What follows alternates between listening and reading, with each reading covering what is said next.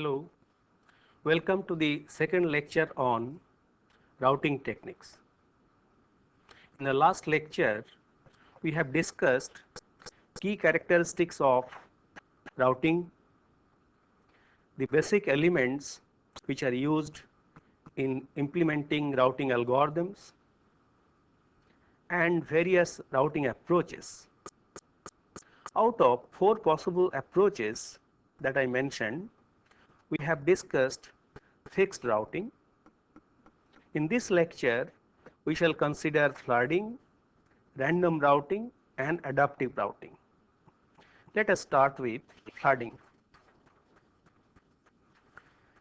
In flooding,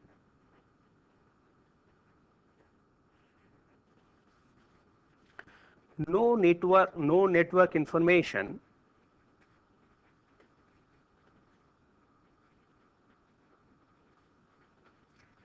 is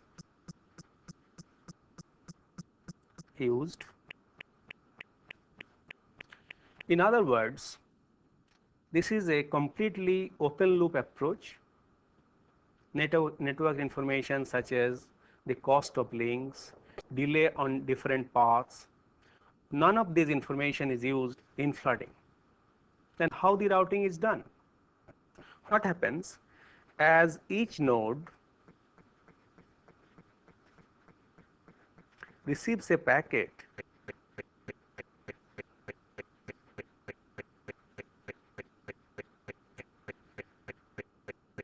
it is transmitted, it is retransmitted or forwarded on all links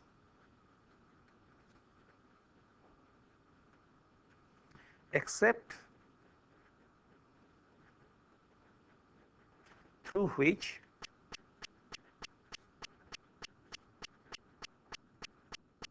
the packet has arrived.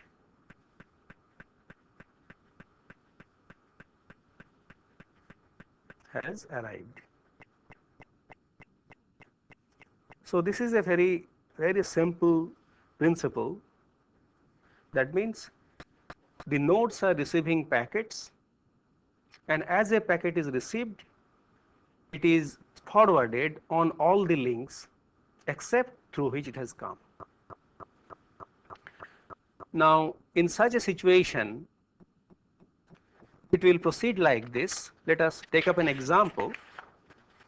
The same topology, say we have 6 nodes, 1, 2, 3, this is 2, this is 3, so this is 3, this is 4 as per our, this is 4, then we have 5 and 6. These are the 6 nodes, and the interconnection is like this.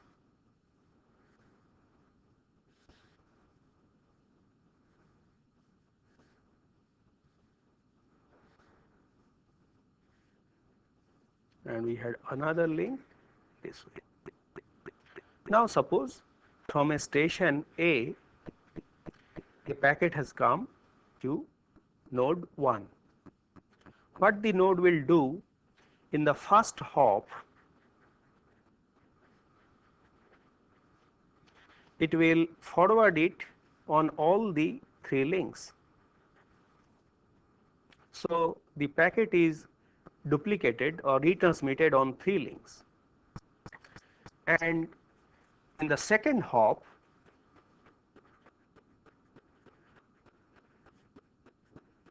what it will do, this node 4, 2 and 3 will receive those packets. So what the node 2 will do after receiving it, it will retransmit or forward it on the other links. It has received through this, so it will retransmit through this path and this path. Similarly, 4 will retransmit except through this link, it will retransmit forward through this and this. The 3 has also received this packet, so it will forward through this, through this, through this, through this. So in the second hop itself we find 1, 2, 3, 4, 5, 6, 7, 8, 9. 9 packets are being forwarded in different direction. And in the third hop,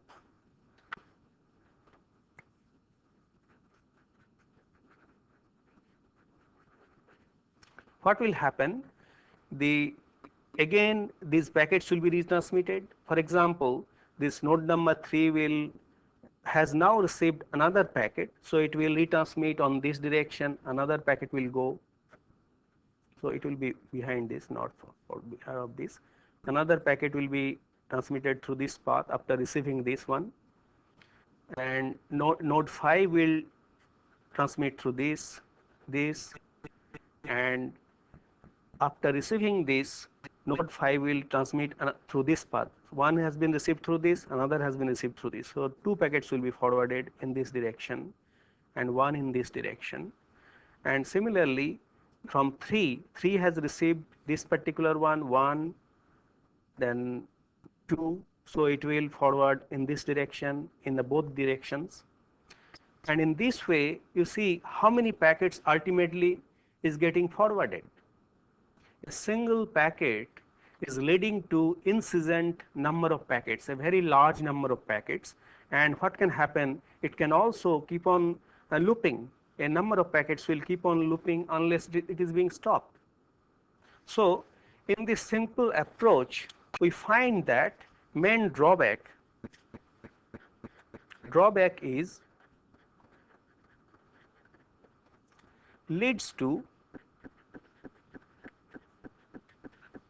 unbounded number of packets. How we can prevent this? We have to develop scheme so that we have to reduce or stop this unbounded increase in the number of packets.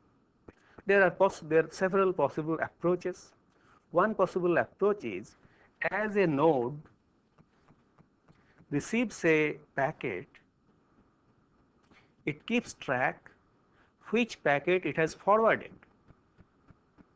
And whenever it finds that a particular packet has already been forwarded, what it will do, it will not forward second time.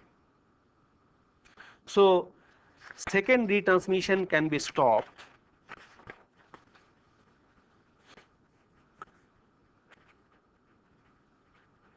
second retransmission or second forwarding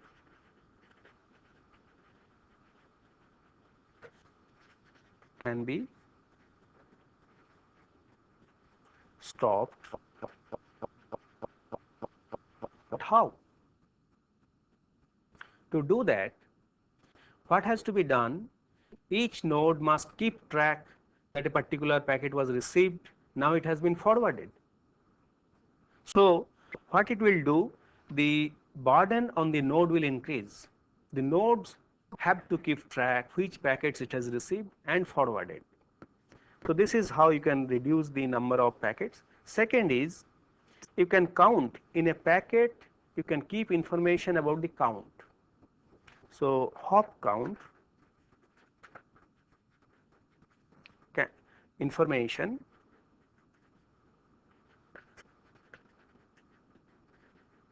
can be kept, and depending on the diameter of the network, as we know, each network has some diameter. Diameter means what is the maximum number of hops that is required between any pair of nodes. If that is known, then what can be done?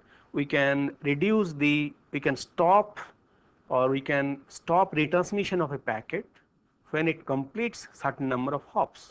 For example, in this case, between any pair we find that we can reach by 3 hops from any end to any end. So after third hop, all the packets will be removed from the nodes. They will not be forwarded, they will be discarded. So this is how we can reduce the number of packets. But Although it has this disadvantage of higher traffic, it has some advantages as well. What are the advantages?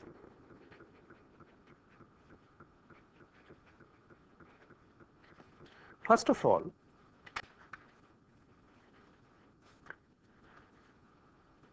if a path exists,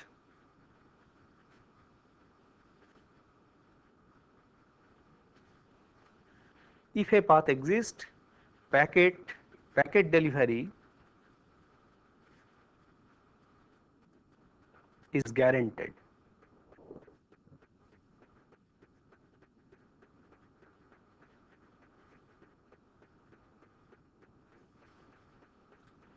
So since it is passing through all possible nodes, all possible paths, it will definitely find out a path and packet will be delivered. And this is very important property, particularly in the case of, say, defense network.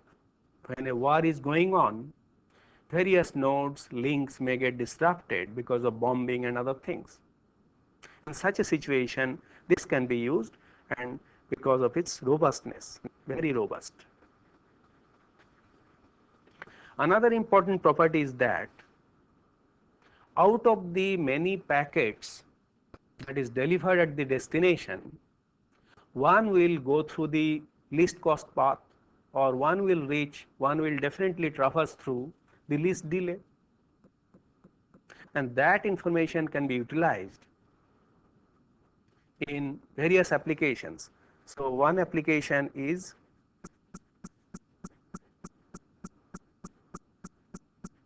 military,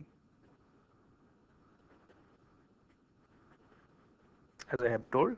Second application is, as you know, in your virtual circuit network, first you have to set up the link.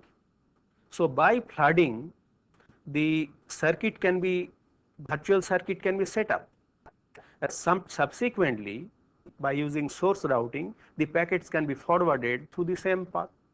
So flooding has its use in setting up link in virtual circuit.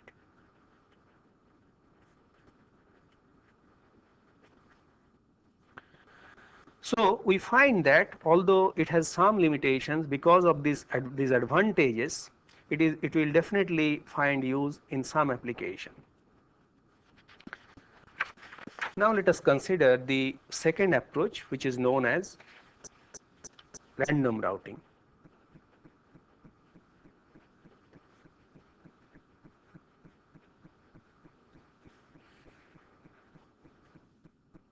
We have seen that in case of flooding, the number of packets increases and in a unbounded manner. How we can stop that? Keeping the routing algorithm simple. One approach is random, and it is simple and robust as well. So outgoing links are chosen at random. So in this case, outgoing link is chosen at random.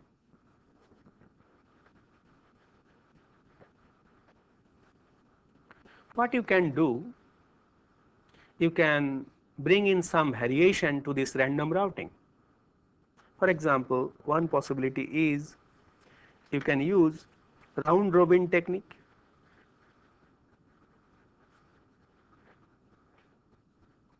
In this case, when a particular node has several links, for example, a packet comes to node A. So it can forward either through this link to 3, or it can forward through this link to 4. What it can do it alternately, so that the load on both the links is on the average is same.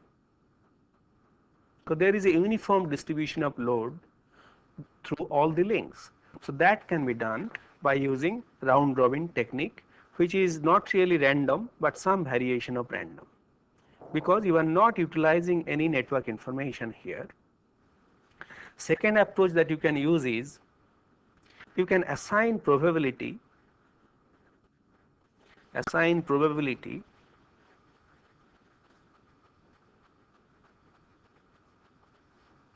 to each link. Say your probability Pi for link I is Rj by, say, Ri by summation of Rj. That means where Pi is the probability for forwarding through link I, and Ri is the data rate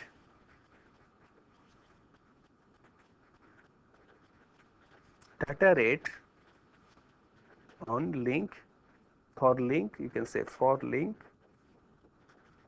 I. That means the data rate for link I is divided by the total data rate of different links that are summed together. And obviously, if the data rate of a link is high, that will have higher probability.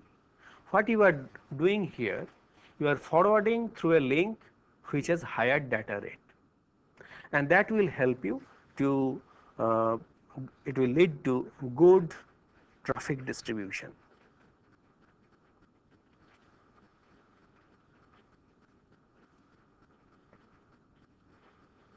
So it will lead to good traffic distribution.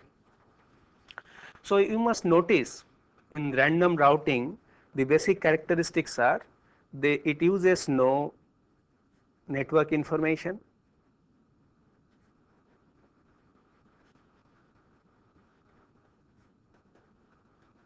except the case when you are using the data rate of different links, and it may not choose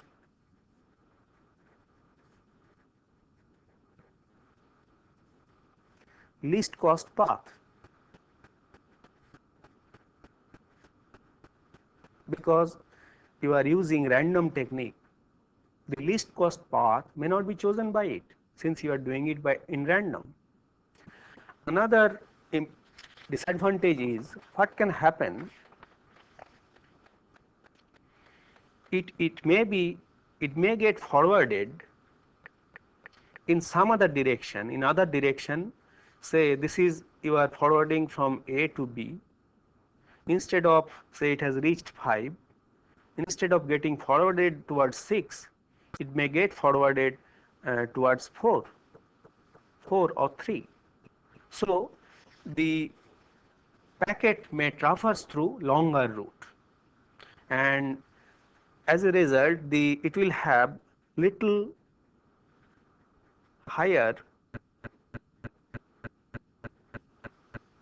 load than optimum.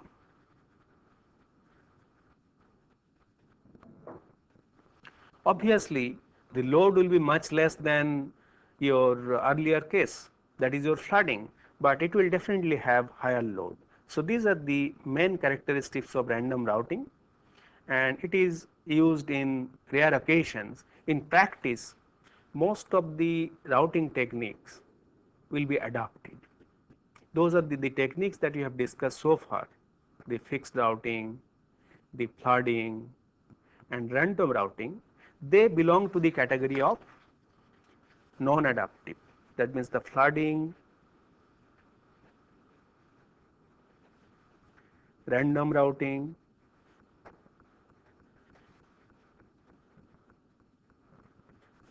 and fixed routing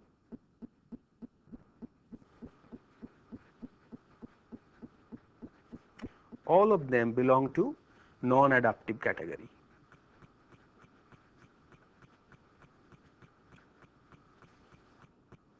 And as we know, one key characteristics of non-adaptive category is that in case of, say, link failure node failure and congestion, it cannot recover from those conditions. And as a result, these techniques are rarely used. And in most of the situation, techniques like adaptive, which are adaptive, are used.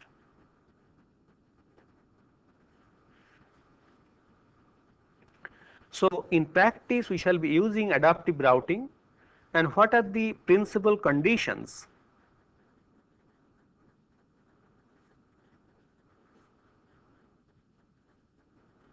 which affect the routing?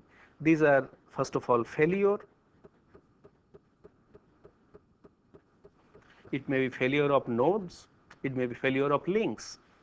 Second reason for going for adaptive is congestion, as I have told, and we have seen the reasons of congestion. We have discussed in detail what is congestion, how it occurs, how we can recover. So to use adaptive routing, the information about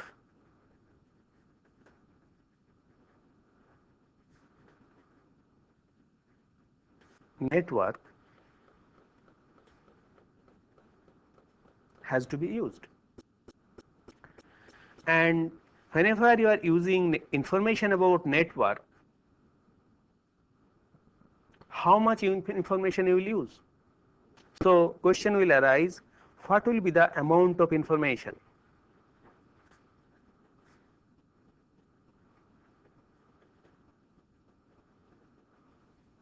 That amount of information will depend on two things. Whether you are gathering from local nodes, whether the information is local, you are taking it from the links connected to a node, whether you are taking from adjacent nodes, or whether you are taking from all nodes. Another is how quickly you are doing it. What is the interval or the period between information gathering? So information gathering, if it is very quick, if you take it at a very quick interval, then the quality of information is good, the routing that you do will be better, performance will be better, but it increases the load. So amount of information and load or overload due to information gathering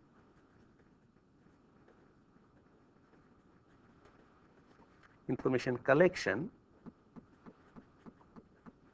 these two are to be considered together.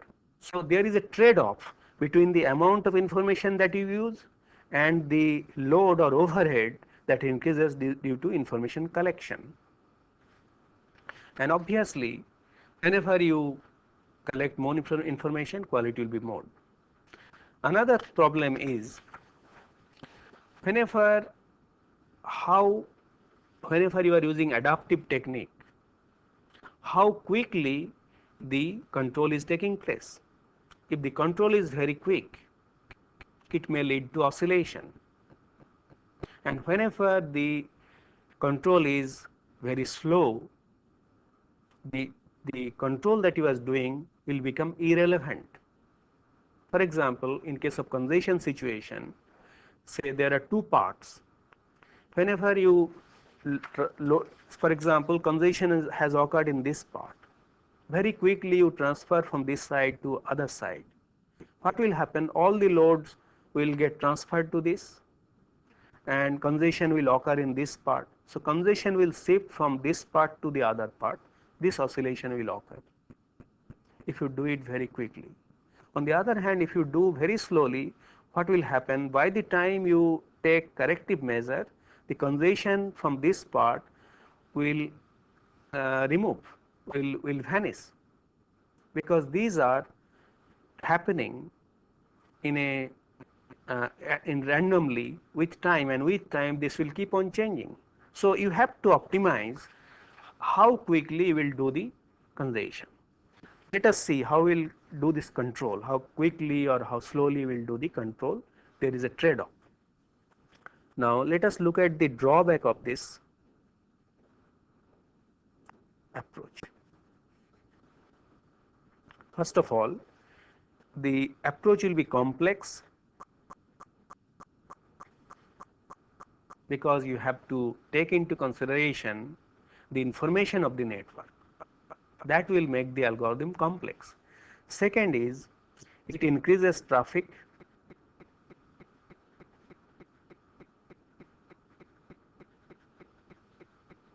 on the network, and as I said, oscillation in case of fast reaction and slow reaction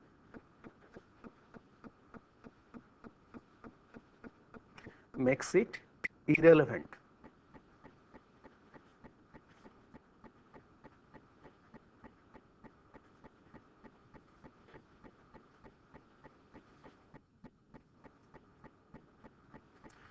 Now, in spite of these problems,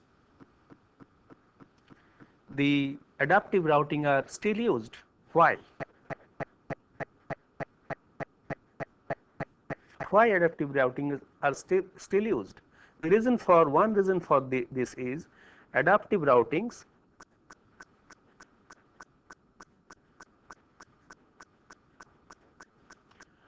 improves performance.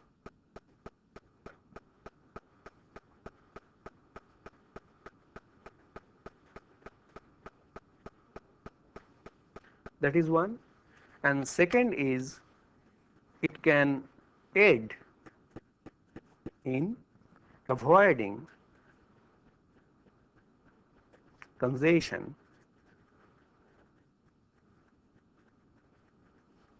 which is very important whenever in a very busy network.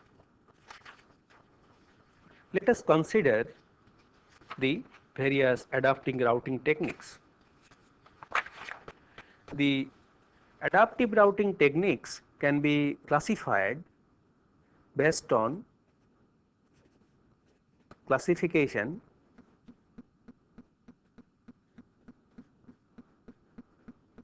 based on the information source.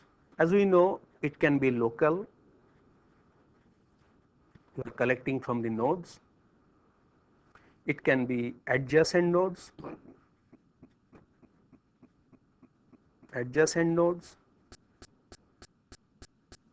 or it can be all nodes. So you can have three different categories, all nodes. Let us consider an adaptive algorithm which is based on shortest queue length.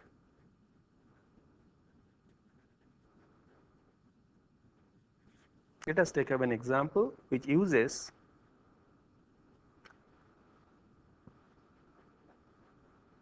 shortest queue length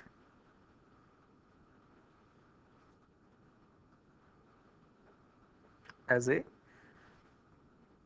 criteria, as a metric for your adaptive control. Let us consider the node 4.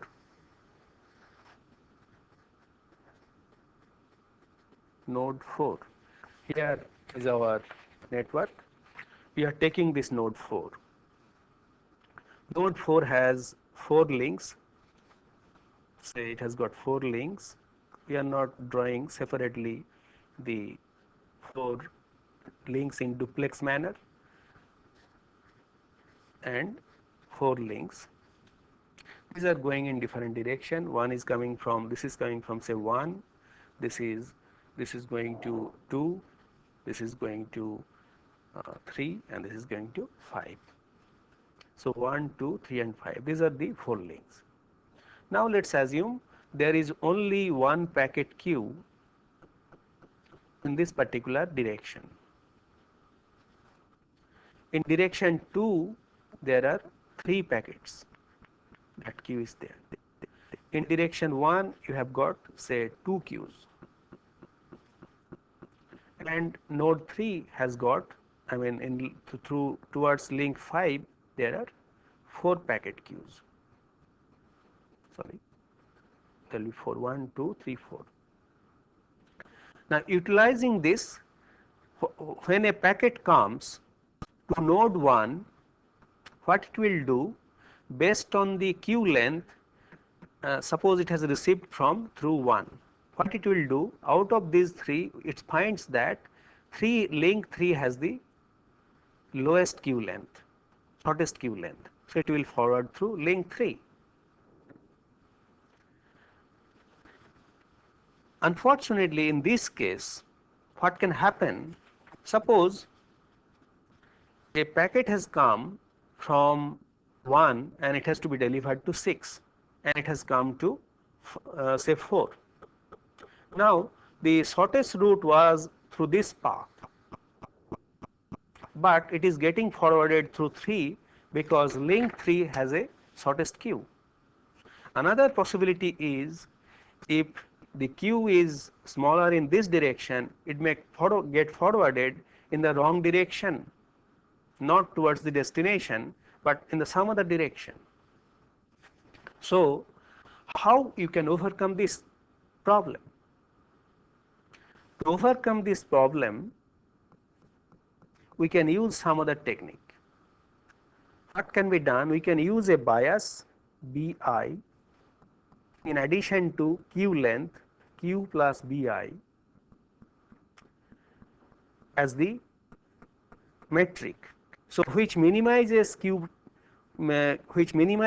plus Bi, that can be used for forwarding purpose. Suppose your destination is 6,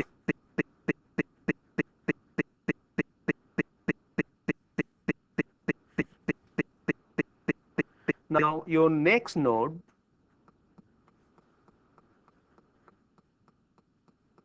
can be 1, 2, 3 and 5. You can give a bias of say 9, because it is completely in the reverse direction. As if you look at this network, from 4, if it has to be delivered to 6, if you forward to 1, it is completely in the reverse direction. So you give a bias of 9 to 1, you can give a bias of 6 for 2, although it is not in the reverse direction but definitely not in the proper direction. Then give bias of 3 to link 3, I mean which is going to the node 3, and towards 5 you can give a bias of 0, because 5 is directly connected to 6, and that is why you are giving, this is the shortest path, I mean give you least cost path, and so it is given the bias 0. So in this way you can minimize this parameter and giving a bias for a preferred link. Now in this case we find that we are trying to balancing load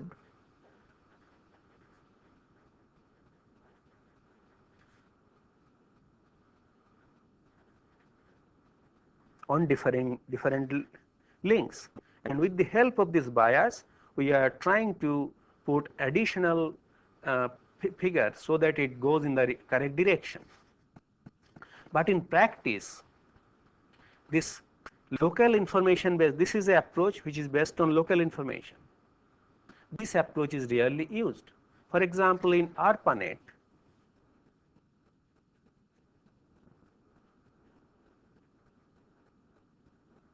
which is the forerunner of the present day internet, what is being done there?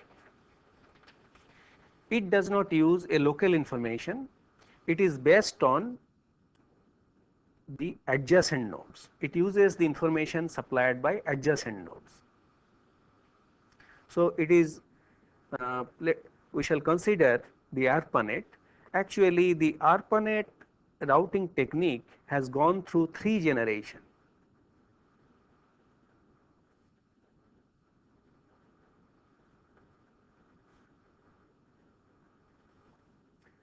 So, in the first generation algorithm, which was developed sometime in 1969, each node maintains 2 vectors di, di1, di2 to din, where capital is the number of nodes and di1 gives you the current estimate of delay. It is based on delay measurement. So, this is your di, and you have the another vector si, which gives information about the next node si1, si2, sin. This is the successor node vector, this is the successor node vector, and Sij is an Sij, say Si1, Si2, Sij is the next node towards which it has to be forwarded from node I, and n is the whenever the direction, the destination node is j. And what is being done for every 128 millisecond delay vector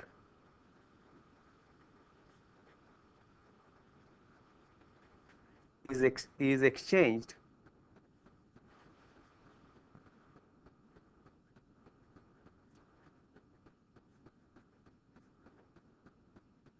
with all the neighbors.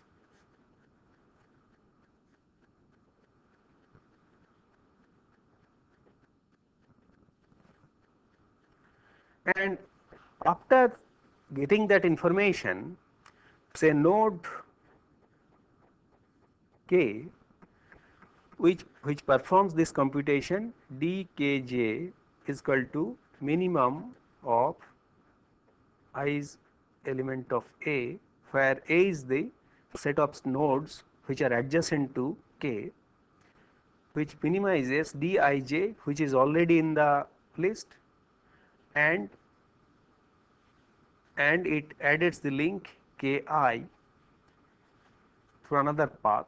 That means skj is equal to I, skj is set to I based on this particular minimum, whether this is minimum or the other one is minimum, using the above expression.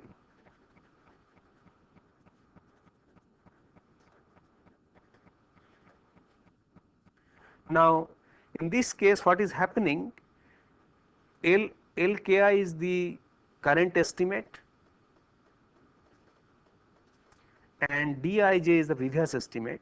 One of the two is taken based on this, and in this way it updates both this list as well as this list, the delay as well as the next node to which it has to be forwarded based on the information received, and this is the estimated in this way. Now, in the first generation algorithm was used for about 10 years, and it was found that it has some limitations, and consequently second generation approach was introduced sometime in 1979.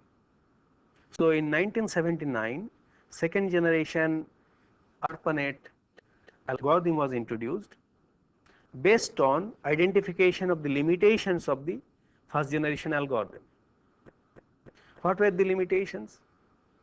First limitation was the algorithm did not consider line speed, but merely considered queue length.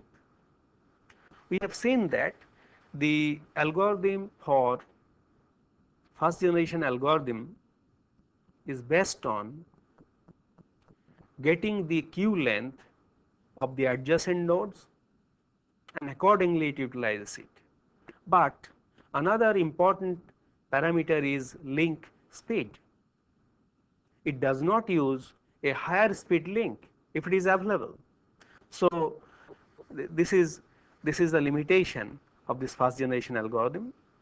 Second important limitation is queue length is an artificial measure of delay. It is not really a actual delay. This queue length keeps on changing depending on the load, and it changes very quickly. And as a consequence, unless you gather information quickly, it will not give, and take corrective measure quickly, it will not give correct result. So by the time corrective measure is taken, queue length will be something different. So that's why this artificial measure of delay using queue length was found to be unsuitable. Finally, algorithm responded slowly to congestion and delay. You are doing it at the rate of 128 milliseconds. So these are the changes which are incorporated in the second generation algorithm. First change was delay is measured directly using timestamp packets. Each packet is time stamped and then sent towards destination. And destination sends an acknowledgement also using time stamping.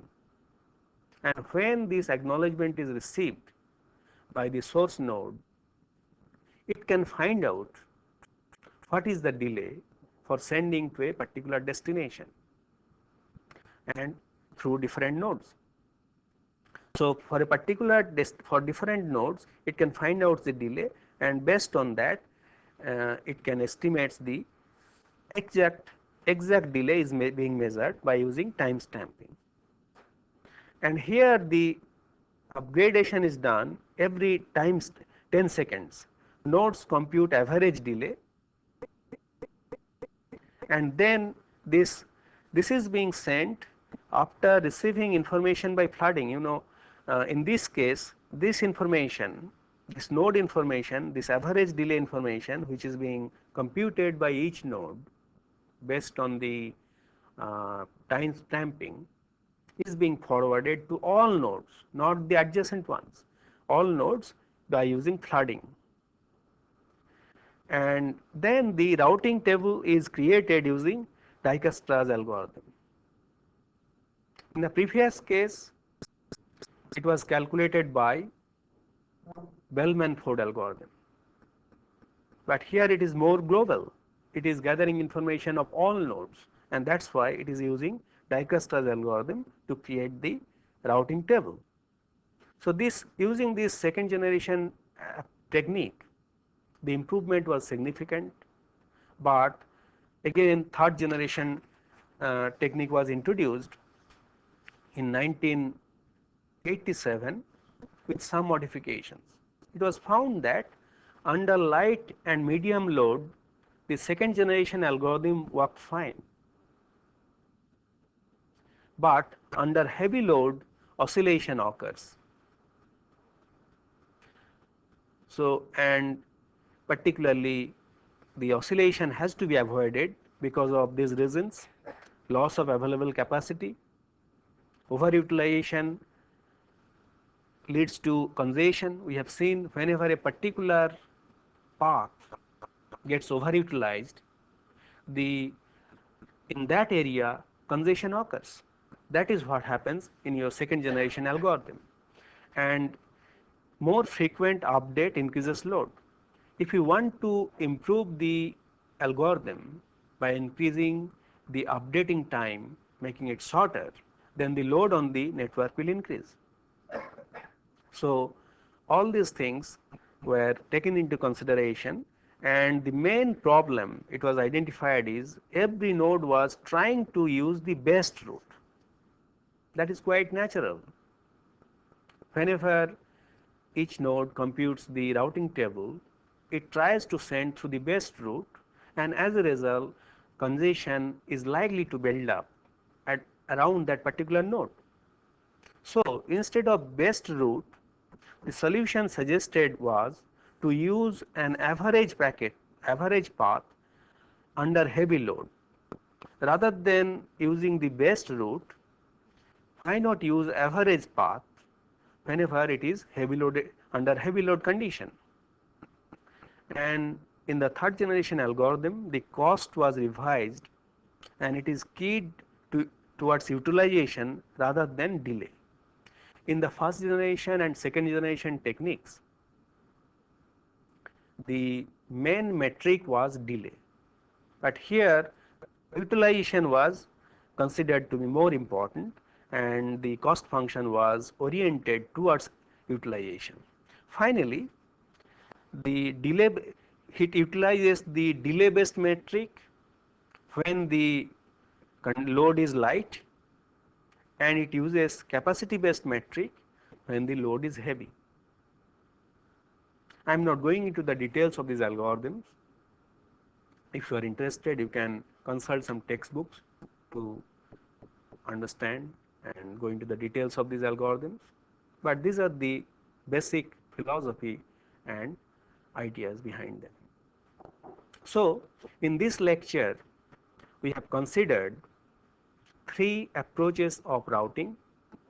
Two of them, flooding and random routing, belong to non-adaptive category, and we have considered the various aspects of adaptive routing using several examples based on local information, adjacent node information gathering, and information gathering from all nodes.